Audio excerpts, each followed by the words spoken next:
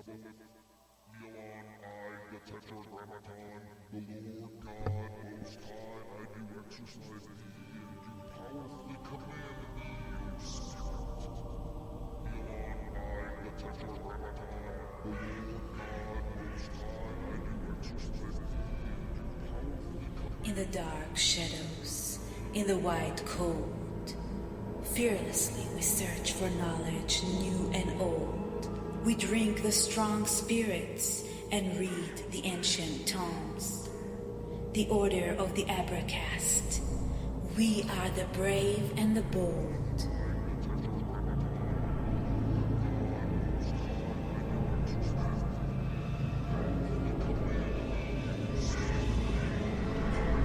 Occult, history, conspiracy, and violence.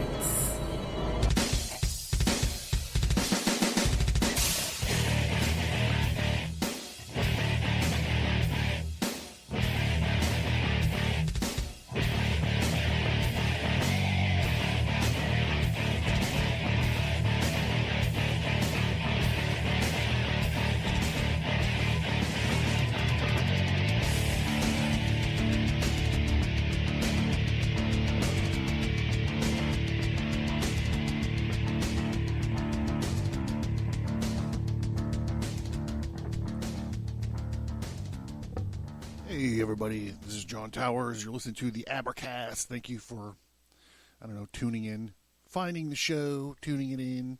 I recently found out I'm on Audible. I didn't know that one. Audible? So the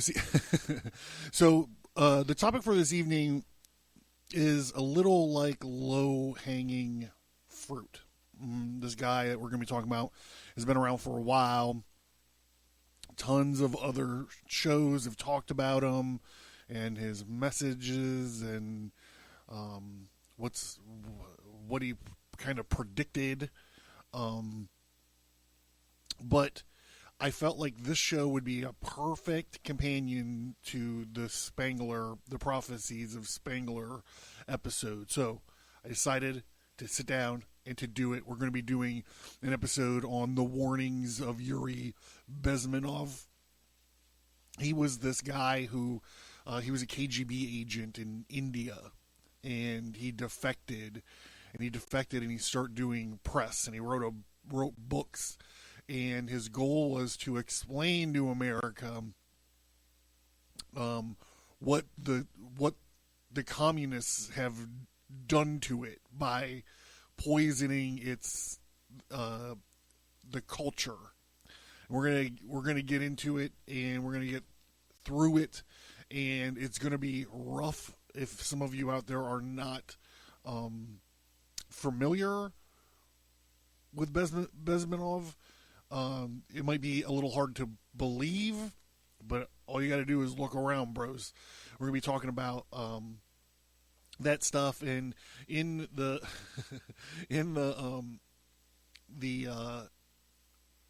spirit of doing an episode that everyone's done an episode about, we're gonna end it with, I'm gonna play probably like maybe 10 minutes or so from an interview of Besmanov's, but there's plenty of material out there. Even YouTube hasn't scrubbed him just yet. So if this is interesting to you guys, or you want to hear more about this or dig deeper into it, get it while it's hot before it disappears. So we're going to be talking a little bit about this and other types of Russian propaganda. The article that I'm going to be focusing on is called Soviet Defector Yuri Bezmenov accurately predicted how America would decline. And this is from April 18th. 2016. So this is still, a few years ago. Yuri Bezmenov is a disillusioned Soviet KGB agent defected to North America while stationed in India. His goal was to save the West from Soviet subversion by publicizing KGB tactics and goals. And while he received some attention in the Western press, his warnings have mostly gone unheeded, while much of what he predicted has come true. as we shall see. Gather around the campfire. Children, let me tell you the story of Yuri Bezmenov. I have my vessel of the art that is filled to the brim with the mother's milk, the formula for a weapon of mass distraction, my jinn jihad.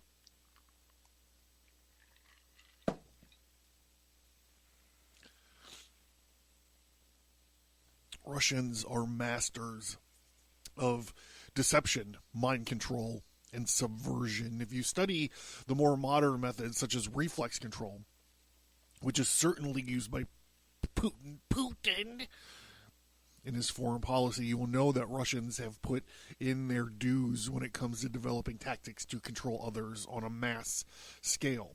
These strategies of control were used for an extended period of time against America to make its citizens believe in a collectivist ideology that would lead to the destruction of traditional American values. So I wanted to get a better understanding on reflexive control. So we're going to jump over here to Euromedianpress.com, The Guide to Russian Propaganda, Part 5, Reflexive Control. When fake news and disinformation receive lots of attention nowadays, they are only part of Russia's hybrid war, which is based on Soviet secret technique of reflexive control, using disinformation, cyber attacks, blackmail, provocations, fabrications, military deceptions, and other active measures. Russia creates a virtual reality that prompts its victims to making the political decisions Russia wants without suspecting that they are being manipulated. Fake news and disinformation receive most of the attention of Western society institutions when it comes to examining Russian meddling in democratic countries. What escapes the attention of many an analyst is that disinformation is only a small part of Russia's toolbox of hybrid war. One of the manifestations of active measures by which Russia seeks to rebuild the former empire and gain dominance over the West. The strategy is based on a method called reflexive control. The Soviet and Russian intelligence community have researched it for half a century. Reflexive control is best known to the West public thanks to the work of Timothy Thomas. The theoretical basis for reflexive control was laid down in Vladimir Lebedev's, a Russian researcher who developed reflexive control as the Soviet answer to game theory used in the USA for military purposes. While game theory allowed predicting outcomes of decisions of social players, reflexive control allows the subject to direct his object towards making decisions in the subject's interest and without the object being aware of the manipulation. So, with that being said, we're going to take another little branch off here. So there's this guy, he wrote a book. He wrote 2 books. Actually, if you've listened to the show for a while and you know that I used to have a real leftist neighbor, and we would get hammered and debate back and forth, and he'd come over and sit on my porch and litter. Anyhow, he made me read this book from this guy named Yuval Noah Harari. The book's called Sapiens, A Brief History of Mankind, but he also wrote another book called Homo Deus, A Brief History of Tomorrow. And this guy is now like an elite, and he's running around with the Reset crowd. And someone had got some audio of him saying some crazy shit. Now you can't find it anywhere. It has been scrubbed. However, I have a clip of it that I'm going to... Oh no. All right, I got some weird feedback. So we're just going to listen to this real quick, and then I'll get the hissing to stop. Humans are now hackable animals. You know, the whole idea that humans have, this, they have this soul or spirit and they have free will and nobody knows what's happening inside me. So whatever I choose, whether in the election or whether in the supermarket, this is my free will, that's over. Stop. He's talking about algorithms. And what he's saying is that with the algorithms and the metaverse and various unnamed search engines, that they can nudge you by using this reflexive control into doing things that might be positive or things that are negative, or whatever they are things that, quote, they want you to do. So maybe that'll be a good follow-up, as we'll talk about reflexive control in social media algorithms at some point in time. We haven't done a real good creepy tech episode in a long time. So let's get back to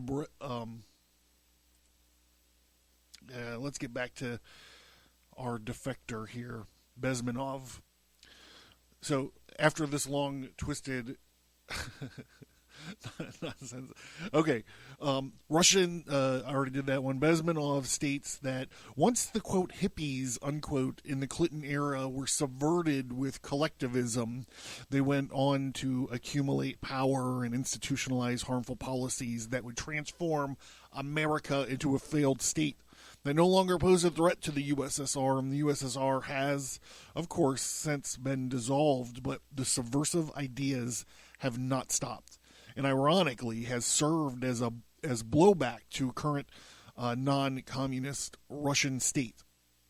So he makes a point of saying it's the hippies, and it's like, as long as like these hippies have been like a staple in my personal misery since I was a child. Both of my parents were hippies, and led to disastrous splintering of any sort of semblance of like a normal family life, neuroses, plagued with narcissism and stubbornness. And it's like, look around, see who's in charge right now. It's all these old fucks. It's all these old fucks that survived through the hippie era, and they're still just polluting and contaminating and just fucking everything up, man. Winning World War II really fucked us over. For as much good as it did.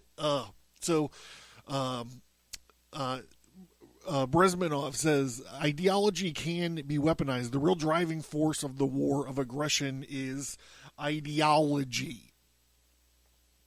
Sun Tzu would definitely agree with this, I think. Something you cannot eat, wear, or store for a rainy day. It's an integral part of this war of ideology, is ideological subversion. The process of changing the perception of reality in the minds of millions of people all over the world. And how do they do that? Well, I believe we're going to get into it. How do they do that we've talked about on the show? Well, it's turning our stories backwards. It's fucking our even if they're fictional heroes, it's fucking our fictional heroes up. I went on a tear about what they did to Luke Skywalker and Han Solo. These are characters that taught me the value of never leaving a friend, eternal optimism, all of these lessons that I, unfortunately did not learn from my hippie father. I learned from a Krillian smuggler and some poor dirt farmer from Tatooine. And the way they subvert it and change the culture are to turn them into weak punks, or to turn them into deadbeat dads, or to turn them into nihilistic, self-loathers. I'm very passionate about this topic, so bear with me, please. The main principle of ideological subversion is turning a stronger force against itself. Just like a Japanese martial arts, you don't stop the blow with a heavier, more powerful enemy with equal force blow. You simply hurt your hand. Instead, you catch the striking fist with your hand and pull the enemy in the direction of his blow until he crashes into a wall or another heavy object that is in his way. All right, there we go. Martial Arts 101 by Besmanov. Soviets introduced the idea of American privilege, a precursor to, quote, white privilege, unquote. KGB influences in our media, politics, in nearly every phase. I would add academia. Every phase of our life has produced growing conviction in the part of many Americans that we actually are the bad guys. Again, I have to remind you to this date, there's never been a single defection from the United States from the United States. The Soviets have produced an absolutely ludicrous global lie that people are believing. Why? Because the tactics of ideological subversion works. Why do so many people decide to sell out their country? They do it for creature comforts, money, awards, honors, and other benefits. Many masculine men today bite their lip when fed lies and diversity and sexual harassment. Sexual harassment, as our cousins across the pond would say. Sexual harassment trainings because they want the money to pay for their food, their rent, the material items. There's only a couple steps away from there actively to sell out your country for even greater personal reward. The majority of my former colleagues are now firmly entrenched in the privileged class, and their humanistic ideals have been traded one by one for small comforts such as a private car, which is a rare thing in the USSR. Remember, this is in the late 70s, early 80s, I believe, when he wrote this book, and he's doing this press where these quotes are lifted from: a free apartment, a country house, or a dacha. Free trips abroad and freedom to socialize with foreigners, none of which would be possible or available to the average Russian worker. The rules of the revolution: corrupt the young, get them interested in, well, I don't think you need to corrupt them to get them interested in sex, but here you go. I'm all in. I'm reading it. Corruption, corrupt the young, get them interested in sex, take them away from religion, make them superficial and enfeebled. Has anyone seen Twitch lately? Has anyone walked into a fucking GameStop? Divide the people into hostile groups and constantly harping on controversial issues of no importance. Destroy people's faith in their national leaders by holding the latter up for contempt, ridicule, and disgrace. Always preach democracy, but seize power as fast and ruthlessly as possible. That reminds me of like the last 4 years, how everyone's like, Trump's a Nazi, Trump's a dictator, Trump's a tyrant. And then not literally a racist dictator tyrant gets up there and he's like, okay, this is what we're going to do. Mask mandates, vaccine mandates. And everyone's like, yes, Joe, yes. Yes. Destroy the Senate, as that idiot Colbert says. We got to disillusion the Senate. I'm sorry, have you ever seen Star Wars, sir? Getting rid of the Senate is an awful step towards dictatorship, or I guess it's what happens after dictators take power. How are they going to control all the star systems? The regional governors will take care of that. Legislating equality will destroy a free nation. All you have to do is to screw up the status quo of a free nation, is to borrow one false idea from the ideology of communists or totalitarian governments. For the sake of simplicity, I have chosen the idea of egalitarianism.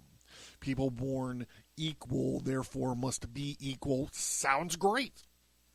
But look at yourselves.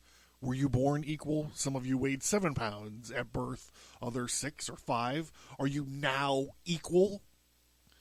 In any ways, physically, mentally, emotionally, racially, spiritually, some are tall, others are dumb, short, bald, clever. Now let's figure out what will happen if we legislate equality and make the concept of equality a cornerstone and pillar of socio-economical and political systems, all right?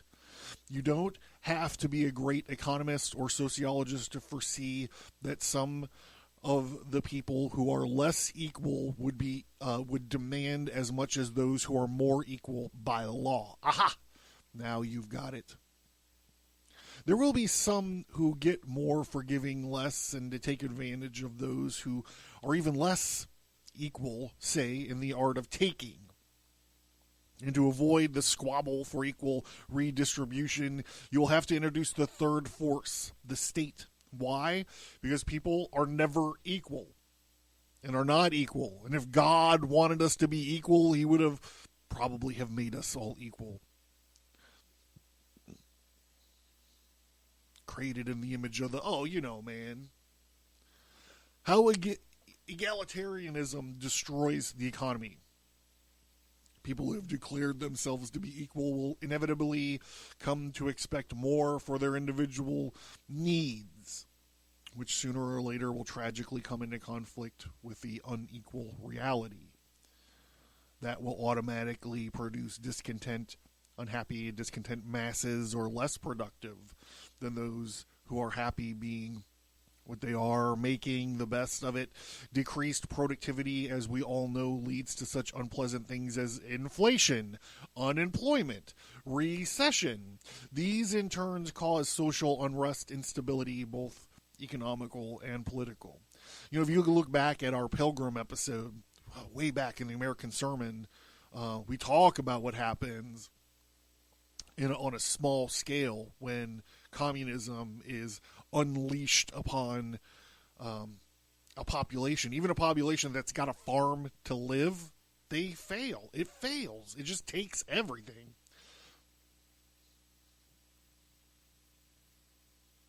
Because it takes your genius. It steals from you your genius. It steals from you your creativity.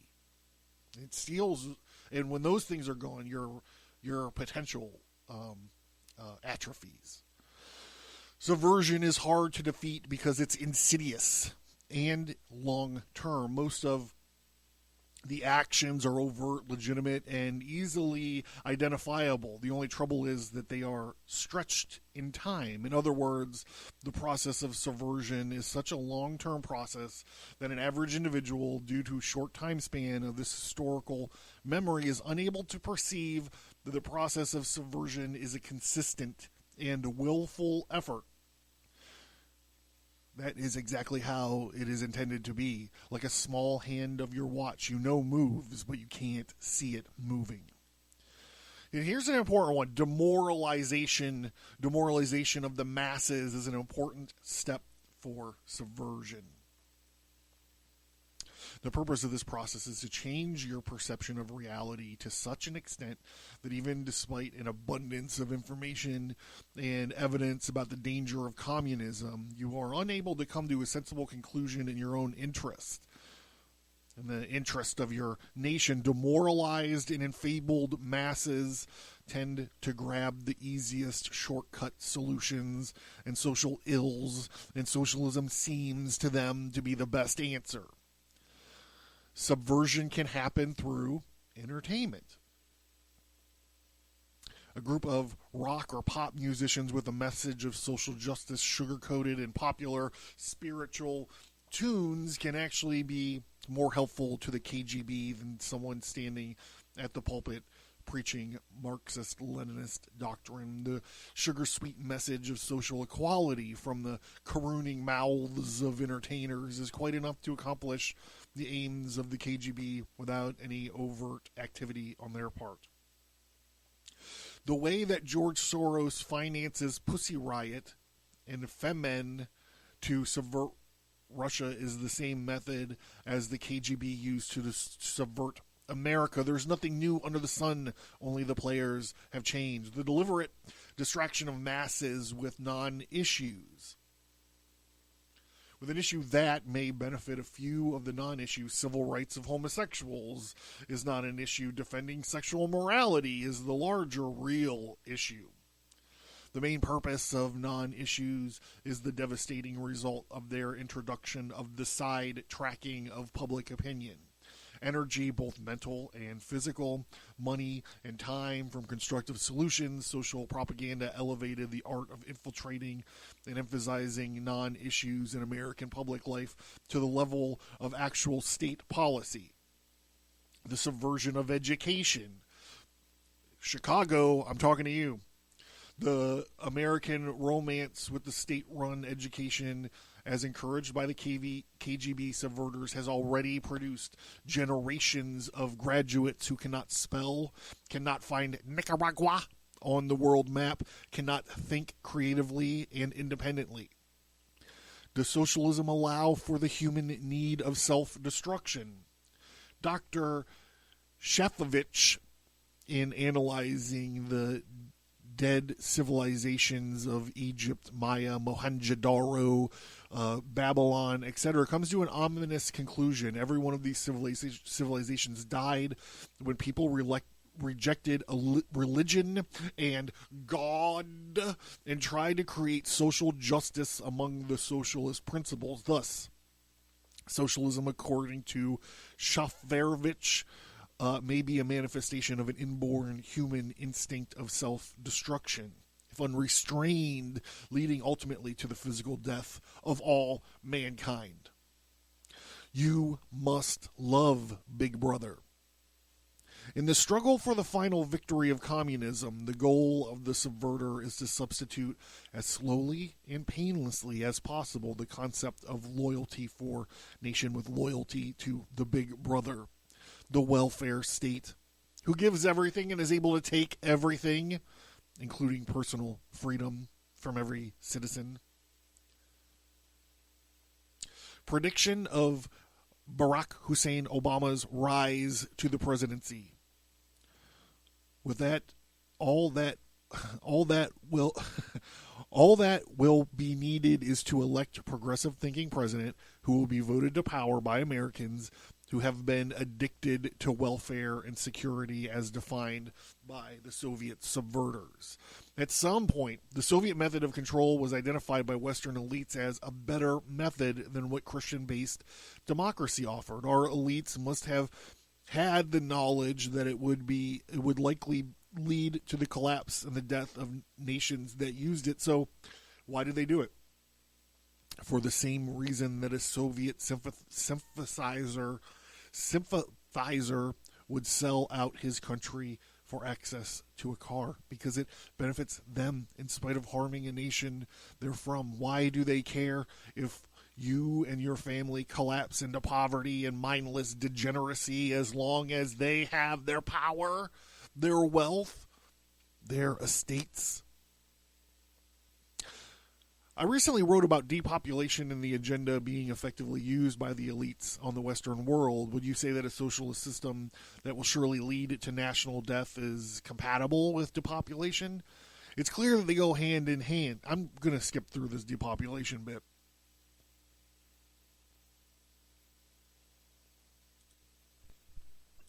Fuck it. Let's do it.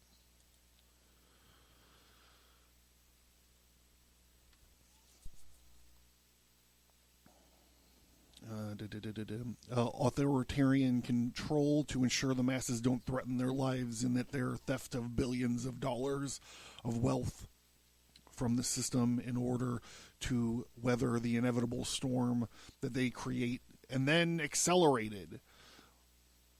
The top 100 families of the world know of the cycle of empires. They know that America and Europe had to inevitably decline relative to other developing parts of the world, and they refuse to accept that they will be guillotined in the process. To preserve their wealth and their power, they use collective ideology, banking control. This is the Great Reset, the depopulation agenda to ensure that they stay in power even after this cycle plays its course.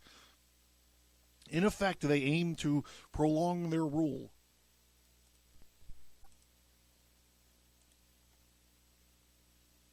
Excuse me.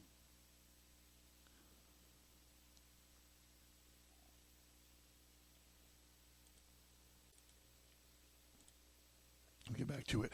Control and wealth for eternity while praying to Baphomet, their owl god, or whomever is popular in these secret societies, regardless of how many people they hurt by their ideas of egalitarianism and environmentalism, and regardless of how many people die through their failed policies and false flag events. During his lifetime, Besmanov did not succeed in steering America away from socialism. Obviously not. Take a look around. And we are now suffering because of it. Even though he's no longer with us, I hope this article today vindicates his ideas and predictions. He was right all along. So let's listen to the man himself here for a little bit. Talking, like I said, there's plenty of videos still on YouTube about him and his interviews. In this interview, it was filmed in 1984, and listen to it.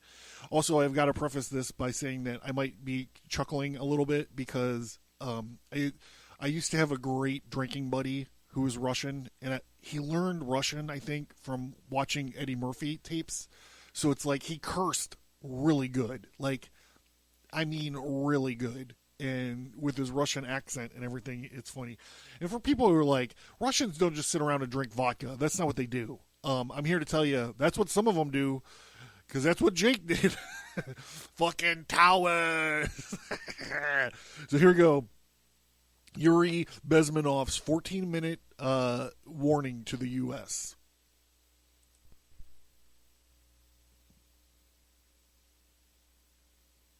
Well, you spoke several times before about ideological subversion. That is a phrase that I'm afraid some Americans don't fully understand. When the Soviets used the phrase ideological subversion, what do they mean by it? Ideological subversion is the process which is legitimate, overt, and open. You can see it with your own eyes. All you have to do, all American mass media has to do, is to unplug their bananas from their ears, open up their eyes, and they can see it. There is no mystery. There is nothing to do with espionage. I know that espionage intelligence gathering looks more romantic. It sells more deodorants through the advertising, probably. That's why your Hollywood producers are so crazy about James Bond type of thrillers. But in reality, the main emphasis of the KGB is not in the area of intelligence at all. According to my opinion and opinion of many defectors of my caliber, only about 15% of time, money, and manpower is spent on espionage as such. The other 85% is a slow process which we call either ideological subversion or active measures. So this is a callback to the very first episode of the Abracast. I talked to a writer and scholar named Joe Atwill, and we were talking a lot about what were we talking a lot about? No, we were talking a lot about CIA stuff, and he had mentioned prior to coming on the show, he had mentioned that we think of CIA being like full of like spies and like men of action and this kind of stuff. And he's like, really, all they are is a bunch of dorky sociologists and psychologists, figuring out how to steer us through all this chaos and to get us what we want to do. So here's the flip side of that. Our CIA is a bunch of dorky psychologists and sociologists. Well, here's what KGB is. And Yuri just said it, very small amount actually goes to like guns and shooting stuff and like rockets in your car and oil slicks and tuxedos. All of it goes to this bullshit that he's going to be talking about right here. Активные мероприятия in the language of the KGB, or psychological warfare. What it basically means is to change the perception of reality of every American to such an extent that despite of the abundance of information, no one is able to come to sensible conclusions in the interests of defending themselves, their families, their community, and their country. It's a great brainwashing process which goes very slow, and it's divided in four basic stages. The first one being demoralization. It takes from 15 to 20 years to demoralize a nation. Why that many years? Because this is the minimum number of years which requires to educate one generation of students in the country of your enemy, exposed to the ideology of the enemy. In other words, Marxism-Leninism ideology is being pumped into the soft heads of at least 3 generations of American students without being challenged or counterbalanced by the basic values of Americanism, American patriotism. The result you can see. Most of the people who graduated in the 60s, dropouts or half-baked intellectuals, are now occupying the positions of power in the government, civil service, business, mass media, educational system. You are stuck with them. You cannot get rid of them. They are contaminated. They are programmed to think and react to certain stimuli in a certain pattern. You cannot change their mind, even if you expose them to authentic information, even if you prove that white is white and black is black. You still cannot change the basic perception and the logic of behavior. In other words, these people, the process of demoralization is complete and irreversible. To get rid society of these people, you need another 20 or 15 years to educate a new generation of patriotically minded and common sense people who would be acting in favor and in the interests of United States society. And yet these people who've been programmed and, as you say, in place and Yes. who are favorable to an opening with the Soviet concept, these are the very people who would be marked for extermination in this country? Most of them, yes. Simply because the psychological shock when they will see in future what the beautiful society of equality and social justice means in practice, obviously they will revolt. They will be very unhappy, frustrated people, and the Marxist-Leninist regime does not tolerate these people. And this is interesting. I've seen this in my personal life with my dad, like sitting down, talking with him, explaining just why whatever he's talking about was just wrong. Like, it's just wrong. Nothing about whatever the topic was right, and he was just he'll even get fed up and he'll be like, you're probably right, but that's not the way that I see it. So this is like in my personal life, like the split universe theory that's going on. Like there's 2 groups of people in this country right now, and they're watching 2 different fucking movies. And another thing, I don't know if Besmanov says it in this interview or in this clip. He might, so I don't want to step on him, but I'm going to anyways. He says, he goes, you can walk these people up to the concentration camps and show them the concentration camps, and they won't cave. They won't crumble. It's because it's such an ingrained fucking like part of their psyche. Like it's like baked into the concrete of their personality. It's the crack that fills their broken mind and holds it all together is this poison. They will join the links of dissenters, dissidents. Yes. Unlike in present United States, there will be no place for dissent in future Marxist-Leninist America. Here you can get popular like Daniel Ellsberg and filthy rich like Jane Fonda for being dissident, for criticizing your Pentagon. In future, these people will be simply squashed like cockroaches. Nobody is going to pay them nothing for their beautiful, noble ideas of equality.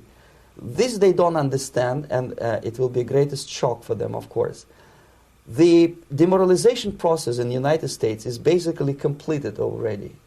For the last 25 years, actually it's overfulfilled, because demoralization now reaches such areas where previously not even Comrade Andropov and all his experts would even dream of such a tremendous success. Most of it is done by Americans to Americans, thanks to lack of moral standards. As I mentioned before, exposure to true information does not matter anymore.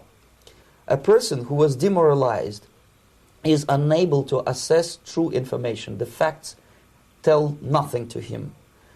Even if I shower him with information, with authentic proof, with documents, with pictures, even if I take him by force to the Soviet Union and show him concentration camp, he will refuse to believe it until he is going to receive a kick in his fat bottom. When a military boot crashes his balls, then he will understand, but not before that. That's the tragic of the situation of demoralization. So basically America is stuck with demoralization, and unless, even if you start right now, here, this minute, you start educating new generation of Americans, it will still take you 15 to 20 years to turn the tide of ideological perception of reality back to normalcy and patriotism. The next stage is destabilization. This time, subverter does not care about your ideas and the patterns of your consumption. Whether you eat junk food and get fat and flabby, doesn't matter anymore. This time, and it takes only from 2 to 5 years to destabilize a nation, what matters is essentials: economy, foreign relations, defense systems. And you can see it quite clearly that in some areas, in such sensitive areas as defense and economy, the influence of Marxist-Leninist ideas in the United States is absolutely fantastic. I could never believe it 14 years ago when I landed in this part of the world that the process will go that fast. The next stage, of course, is crisis. It may take only up to 6 weeks to bring a country to the verge of crisis. You can see it in Central America now. And after crisis, with a violent change of power, structure, and economy, you have so-called the period of normalization. It may last indefinitely. Normalization is a cynical expression borrowed from Soviet propaganda. When the Soviet tanks moved into Czechoslovakia in '68, Comrade Brezhnev said, "Now the situation in brotherly Czechoslovakia is normalized." This is what will happen in the United States if you allow all these schmucks to bring the country to crisis, to promise people all kind of goodies and the paradise on earth, to destabilize your economy, to eliminate the principle of free market competition, and to put a big brother government in Washington, D.C., with benevolent dictators like Walter Mondale, who will promise lots of things, never mind whether the promises are fulfillable or not. He will go to Moscow to kiss the bottoms of new generation of Soviet assassins. Mondale was a guy who ran against Reagan in 85, I think. His big claim to fame was he had a vice presidential candidate who was a female. Geraldine Ferraro was her name. Wow. She was a handsome man, if you know what I'm saying. Anyhow, history tells the tale. Walter Mondale gets his ass spanked by Reagan, and the 80s roll on. Never mind. He will create false illusions that the situation is under control. Situation is not under control. Situation is disgustingly out of control. Most of the American politicians, media, and educational system trains another generation of people who think they are living at a peacetime. False. United States is in the state of war. Undeclared total war against the basic principles and the foundations of this system. And the initiator of this war is not Comrade Andropov, of course. It's the system. However ridiculous it may sound, the world communist system or the world communist conspiracy, whether I scare some people or not, I don't give a hoot. If you are not scared by now, nothing can scare you. But you don't have to be paranoid about it. What actually happens now, that unlike myself, you have literally several years to live on unless the United States wake up. The time bomb is ticking. With every second, the disaster is coming closer and closer. Unlike myself, you will have nowhere to defect to. unless you want to live in Antarctica with penguins. This is it. This is the last country of freedom and possibility. Okay, so what do we do? What is your recommendation to the American people? Well, Wake the fuck up. the Wake. immediate thing that comes to Wake the fuck up! Wake up! Wake the fuck up! my mind is, of course, there must be a very strong national effort to educate people in the spirit of real patriotism, number one. Number two, to explain them the real danger of socialist, communist, whatever, welfare state, big brother government. If people will fail to grasp the impending danger of that development, nothing ever can help United States. You may kiss goodbye to your freedom, including freedoms to homosexuals. Towers, you fucking must kiss goodbye to your freedoms.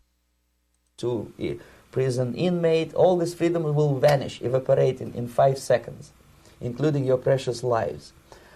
The second thing, the moment at least part of United States population is convinced that the danger is real, they have to force their government. And I'm not talking about sending letters, signing petitions, and all this beautiful, noble activity.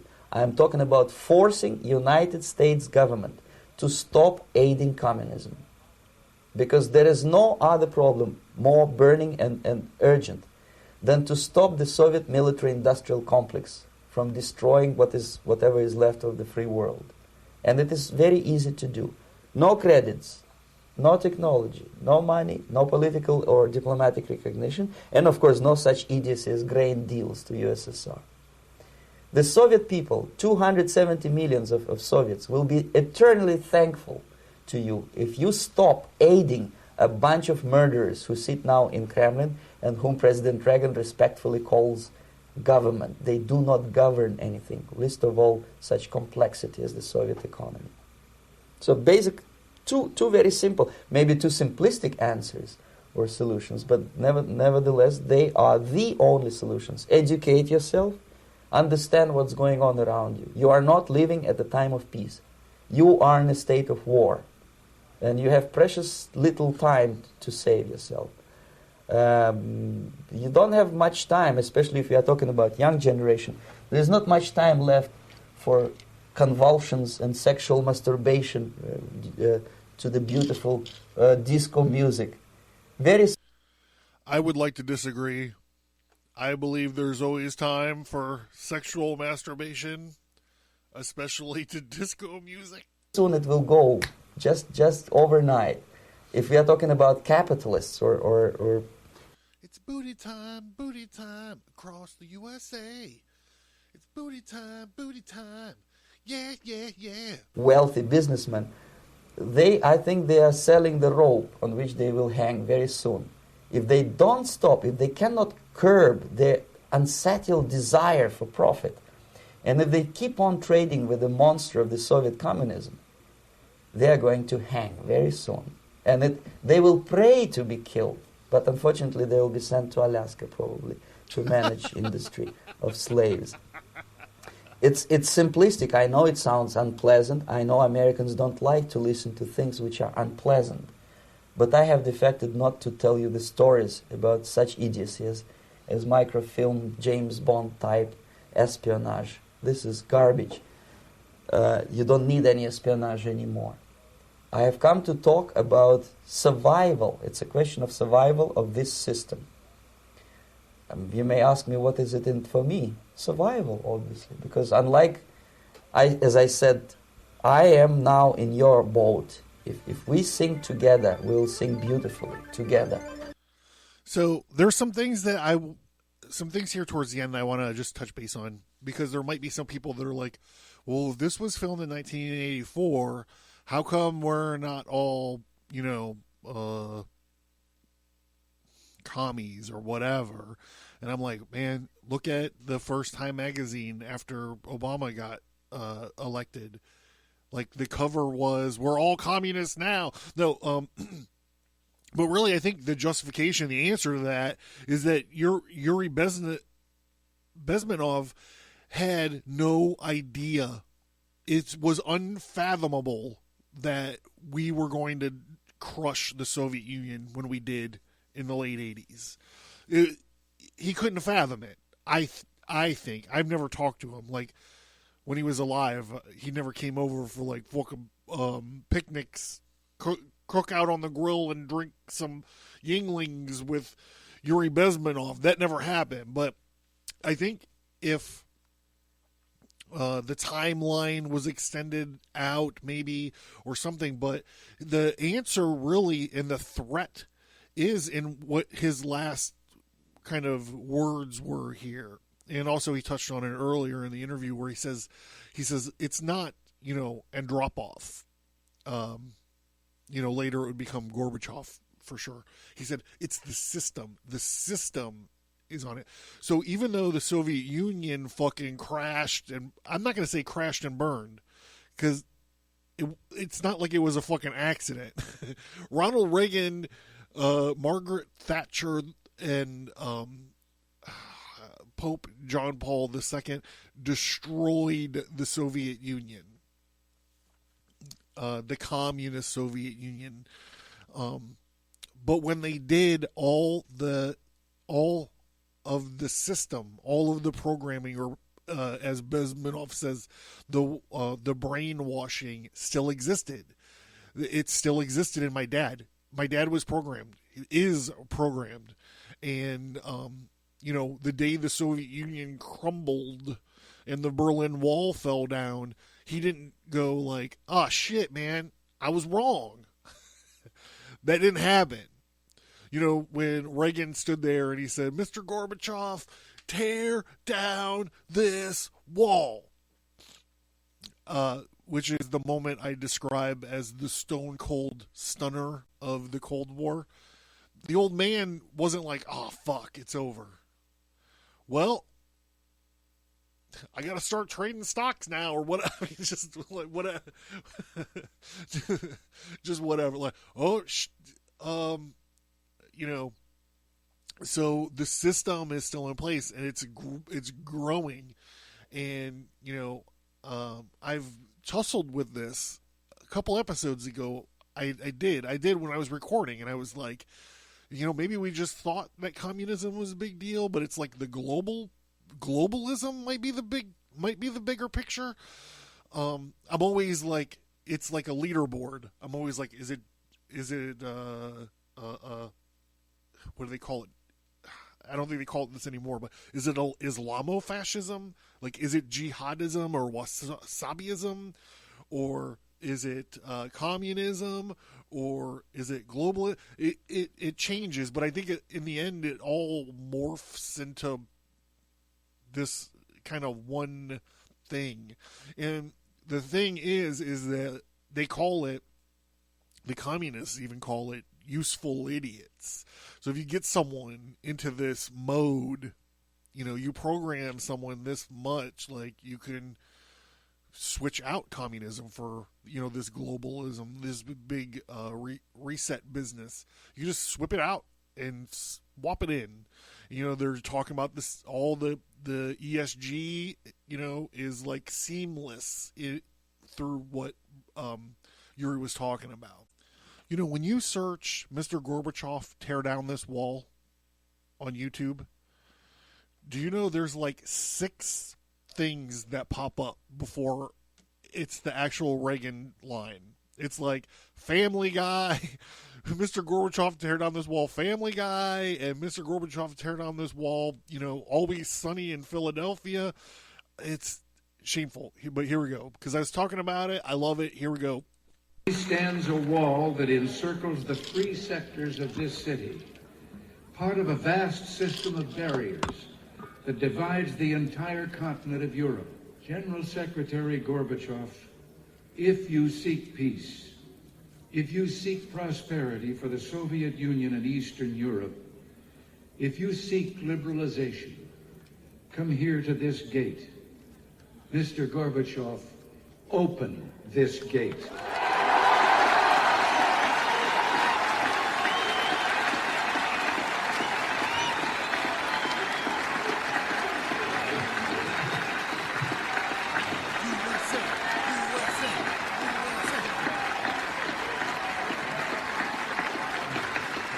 Mr. Gorbachev.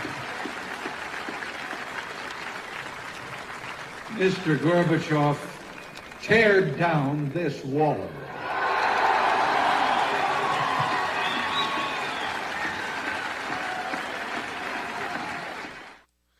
Oh, God.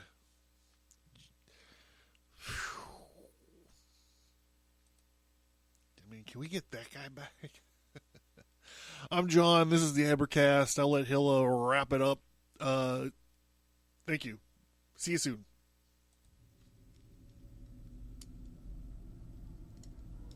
Thank you for listening, and we hope that you enjoyed the show. Please send an email or find us on social media and let us know what you think about the show. We would appreciate it if you would give us a 5-star rate and review wherever you find your favorite podcasts.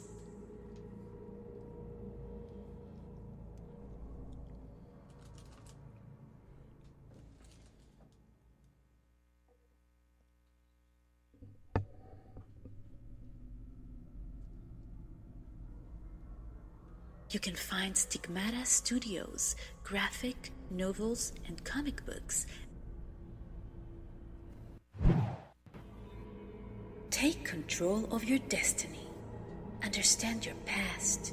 Put your present in context and know your future with a twist. Check out the Abracast Tarot Card Deck. Your body is your temple. So let's make sure you got a badass t-shirt on it. Variety of cool occult themed t-shirts. And other merch like stickers, wall art, mugs, and more. Welcome to the Red Archive. Get access to over 50 hours of archived episodes. More bonus audio. Additional exclusive content. All this for only $1 a month.